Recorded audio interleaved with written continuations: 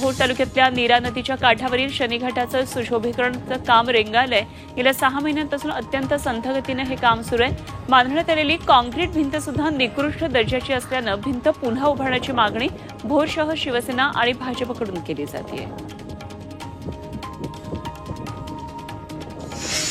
नागपूरमध्ये महिला लोको पायलटच्या समस्यांबाबत महिला आयोगानं दखल घेतली आहे। मालगाड्या चालवण्याच्या ड्युटीवर महिला लोको पायलटच्या होणाऱ्या कुचंबणीबाबत अनेक तक्रारी येत होत्या। त्यामुळे आयोगाच्या सदस्या आभा पांडे यांनी नागपूर रेल्वे स्टेशनवर पाहणी केली आणि महिलांच्या समस्या जाणून घेतल्या।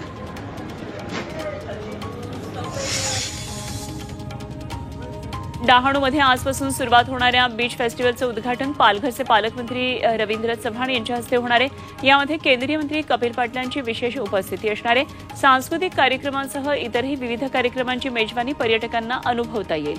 तसंच समुद्रातल्या वॉटर स्पोर्ट्सचा आनंद सुद्धा अनुभवायला मिळेल। अमृत नोनी आर्थो प्लस ये एक प्रूवन फॉर्मूला है। इसमें मौजूद नोनी फल के गुण और आयुर्वेदिक जड़ी बूटियां शरीर को जरूरी पोषक तत्व देने के साथ साथ हड्डियों और जोड़ों के घिसने, उनमें होने वाले सूजन और दर्द को रोकने में मदद करता है। दर्द मुक्त जीवन के लिए अमृत नोनी ऑर्थो प्लस।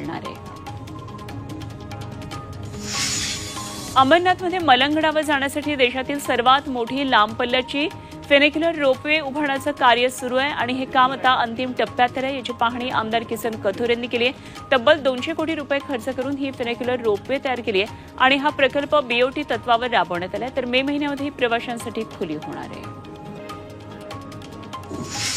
नाशिकच्या मालेगाव तालुक्यातल्या मोरधर गावामध्ये उच्च शिक्षित तरुणांनी सिमला मिरची आणि ब्रोकोलीचे यशस्वी उत्पादन घेतले। पेशानं अभियंता असलेल्या निंबाजी ठाकरे यांनी 3 इंजिनियर मुलांसह आधुनिक पद्धतीनं शेती केली आणि शेडनेट आणि फोगर ड्रीपच्या सहाय्यानं 10.5 एकरातून भरघोस नफा कमावलाय। रविवारपासून राज्यातल्या काही जिल्ह्यांमध्ये अवकाळी पावसाचा इशारा भारतीय हवामान विभागानं दिलाय।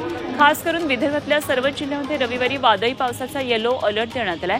सोबतच रविवारपासून विदर्भासह मराठवाड्यातील मोजक्या जिल्ह्यांमध्ये अवकाळी पावसाचा अंदाज आहे। देशातील